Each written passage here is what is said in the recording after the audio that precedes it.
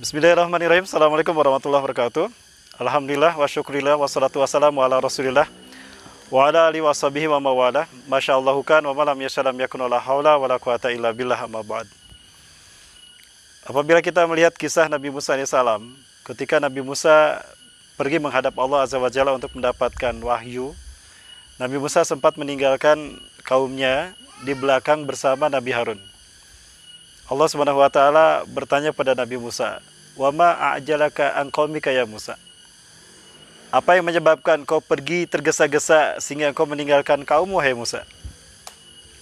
Nabi Musa mengatakan, "Mereka ada di belakangku ya Allah. Harun bersama mereka membimbing mereka untuk mengikuti jejakku kemari."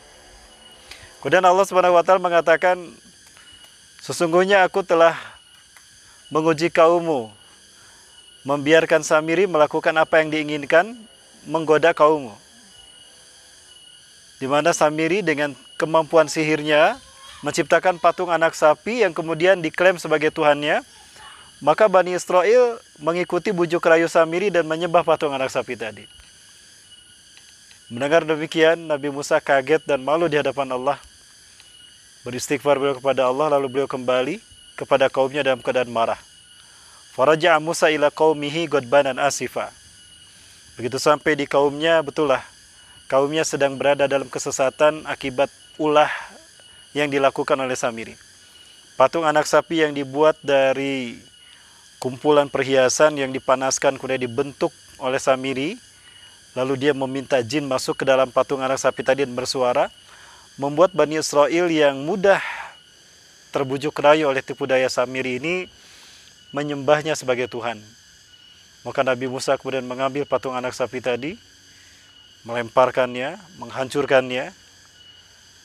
Dalam satu cerita, Nabi Musa juga membakar beberapa kepingan lalau yang sebetulnya berisi perjanjian yang diberikan Allah kepada Bani Israel. Yang menarik di sini adalah ketika kaumnya bertobat kepada Allah, Allah Subhanahu wa taala memerintahkan kepada Bani Israel yang menyembah patung anak sapi ini untuk bertobat. Dan caranya adalah dengan dibunuh oleh orang-orang yang beriman. Fatubu ila barikum faktulu anfusakum. Bertobatlah kalian pada Tuhan pencipta kalian dan bunuhlah diri kalian sendiri. Kalimat faktulu anfusakum mengandung arti bahwa mereka yang menyembah patung anak sapi ini, betapapun jumlahnya ribuan, taubatnya adalah dengan dibunuh oleh mereka yang beriman.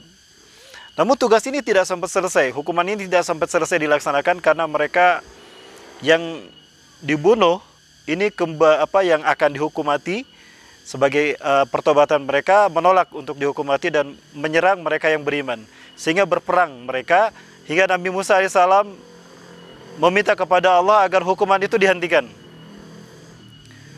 Sampai-sampai Nabi Musa alaihissalam mengatakan, "Ya Allah, jika kau biarkan hukuman ini terjadi atas umatku, maka habislah mereka." Nabi Musa alaihissalam berkata pada Allah Azza wa Jalla, "Ya Rabb, jika hukuman ini dibiarkan berlaku atas mereka, maka habislah umatku, lalu siapa yang akan menyembahmu ya Allah? Tapi jika engkau mengampuni mereka, mereka adalah hamba-hambamu juga, dan bukankah engkau maha pengampun ya Allah?" Maka karena permintaan inilah qadarullah, dalam satu cerita disebutkan Nabi Musa alaihissalam meminta kepada Allah agar hukuman itu dicabut dan hukuman itu pun dicabut. Mereka yang sudah meninggal dunia, Allah menerima taubat mereka dan Allah mengampuni dosa mereka. Sementara mereka yang belum dihukum mati pun ketika mereka bertobat, Allah terima taubat mereka. Namun yang menarik di sini adalah ketika mereka yang terkena oleh propaganda Samiri, yang disesatkan oleh Samiri, itu taubatnya dengan dibunuh, tapi Samirinya tidak dibunuh, dia malah diusir. Kenapa diusir tidak dibunuh? Padahal dia biang keroknya. Ternyata Samiri ini telah ditetapkan Allah untuk hidup sampai akhir zaman. Kenapa Samiri dibiarkan hidup padahal dia adalah biang kerok dari kesesatan Bani Israel? Bukankah dia yang menipu Bani Israel sehingga menyembah patung anak sapi yang dia buat sendiri? Sementara Bani Israel yang tersesat, mereka harus dibunuh. Sementara Samirinya tidak. Karena yang membunuh Samiri bukan Nabi Musa AS. Bukan pula Rasulullah SAW atau bahkan Nabi Isa AS. akan membunuhnya pada zaman Nabi Isa, tidak. Tapi Nabi Isa alaihissalam lah yang memang orang yang membunuhnya, tapi nanti di akhir zaman. Sehingga nas ini memberikan tekanan kuat bagi kita bahwa Nabi Isa alaihissalam hari ini masih ada dan beliau masih hidup. Dan Allah Azza wa Jalla akan menurunkan Nabi Isa kelak di akhir zaman. Tepatnya di Masjid Umawi di Damaskus Timur, tepatnya di Aleppo, masjid yang bermenara putih. Di saat itulah Allah akan menurunkan Nabi Isa untuk menunaikan tugas-tugas penting. Selain membunuh babi, selain menghancurkan salib, menghapuskan pajak, tugas utama Nabi Isa AS kelak di akhir zaman adalah membunuh Samiri yang di zamannya sempat bertemu dengan Nabi Isa AS, mengaku Yudas Iskariot, dan dialah yang digantung di tiang salib. Jadi sebetulnya siapa Samiri ini? Kita mengenal Imam Bukhari. Imam Bukhari sebetulnya adalah kauniyah, bukan nama asli. Kenapa dinamakan Imam Bukhari? Disebut Imam Bukhari karena beliau lahir di Bukhara. Kita punya seorang syekh besar, ulama besar, Syekh Nawawi. Beliau mendapatkan kauniyah Al-Bantani karena lahir di Banten. Begitu pula dengan Samiri. Konon ceritanya, dia lahir di Samirah 100 tahun sebelum Nabi Musa alaihissalam diutus. Samirah adalah satu kota yang berada di Palestina. Karena dia lahir di Samirah, maka dia diberi nama Samiri. Dia lahir dari seorang ayah dan ibu yang memiliki silsilah yang aneh. Ayah dan ibunya lahir dari proses incest, adik dan kakaknya berzina, lahir ayahnya, adik dan kakak berzina, lahir ibunya. Lama pernikahan mereka 30 tahun tidak melahirkan anak. Di tahun ke-30 pernikahan mereka, di saat istrinya sedang menstruasi, disetubuhi oleh ayahnya. Qadarullah, hamil istrinya dan melahirkan sosok yang kemudian diberi nama Samiri. Allah berikan kelebihan kepada Samiri. Betapapun kelahirannya menjadi penderitaan bagi kedua orang tuanya. Tapi Allah berikan ketangguhan bagi usia Samiri, ditangguhkan sampai akhir zaman. Bahkan Allah berikan kecerdasan kepadanya 60 tahun di atas akal jenius manusia. Dan Allah Subhanahu wa taala memberikan keahlian kepada dia, mukjizat kepada dia, atau istidrat tepatnya. Perangsang yang yaitu kemampuan sihir melakukan apapun yang diinginkan. Semestinya kelebihan ini dijadikan sebagai sarana bagi dia untuk makin bertakwa kepada Allah, makin beriman kepada Allah. Tapi kenyataannya tidak.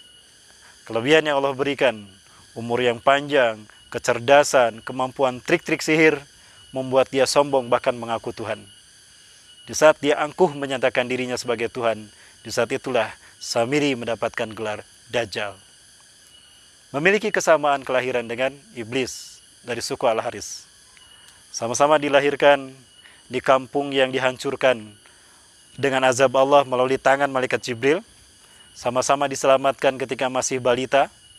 Sama-sama ditempatkan di pengasingan.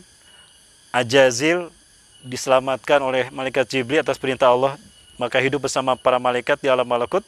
Sementara Samiri diselamatkan malaikat Jibril, ditinggalkan di sebuah pulau yang bernama Pulau Sokotra di Laut Yaman. Konon pulau inilah yang menjadi tempat dibesarkannya Samiri di usia 5-20 tahun. Setelah dia usia 20 tahun, dia melek terhadap dunia. Di saat itulah dia menolak untuk beriman kepada Allah. Dia memilih sebagai penantang dan pembangkang. Maka Allah memberikan gelar kepada Samiri Al-Kazab atau Dajjal, yang artinya pendusta. Dia keliling kepada zaman para nabi. Dia masuk ke zaman Nabi Musa. Di zaman kepada nabi-nabi sesudah Nabi Musa menyesatkan kaumnya. Termasuk di zaman Nabi SAW. Dia berganti nama menjadi Yudas Iskariot. Dan dialah yang berkhianat memberitahukan di mana Nabi Isa bersembunyi. Dan dialah orang yang Allah serupakan wajahnya menjadi wajah Nabi SAW. Dan dialah yang digantung di tiang salib. Keyakinan saya, dialah Dajjal yang menjadi fitnah terbesar bagi umat manusia di akhir zaman. Maka tidak salah jika para Nabi dan Rasul mengingatkan kaumnya akan bahaya fitnah Dajjal ini. Termasuk Rasulullah SAW. Semoga Allah SWT menyelamatkan kita dari fitnah Dajjal sebagai fitnah yang terburuk di akhir zaman ini. Dan mudah-mudahan Allah SWT memberikan kekuatan iman Islam kepada kita. Sehingga apapun fitnah Dajjal yang ada di hadapan kita tidak sempat membuat kita tipu dengan bujuk rayunya. Bahkan kita sempat selamat menyelamatkan iman dan Islam kita, selamat dari fitnah Dajjal bersama keluarga kita dan orang-orang yang kita cintai. Salamat baikuni. Assalamualaikum warahmatullahi wabarakatuh.